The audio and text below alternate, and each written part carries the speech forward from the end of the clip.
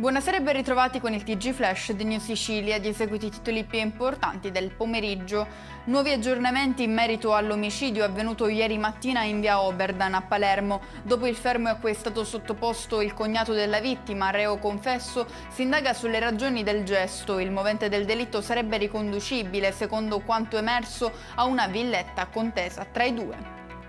Numerose le richieste, tra cui quelle della Regione e del Ministero dell'Interno, di costituirsi parte civile nell'udienza preliminare dell'inchiesta Mercurio, inchiesta che vede tra gli imputati il deputato regionale Giuseppe Castiglione e l'ex consigliere comunale di Misterbianco Matteo Marchese. I due avrebbero stretto un accordo con il clan Santa Paola Ercolano per ottenere sostegno elettorale.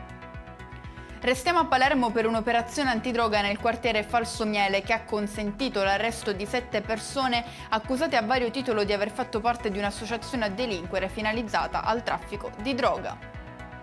Sarà intitolato a Giorgio Armani l'aeroporto di Pantelleria, località in cui lo stilista aveva da tempo una casa a cui era molto legato. Matteo Salvini si è mostrato favorevole all'iniziativa volta a omaggiare il re indiscusso della moda italiana nel mondo. Chiudiamo con le previsioni meteo per domani in Sicilia. Si prevede una giornata all'insegna del bel tempo in attesa del ciclone subtropicale che nei prossimi giorni farà ritorno sull'isola.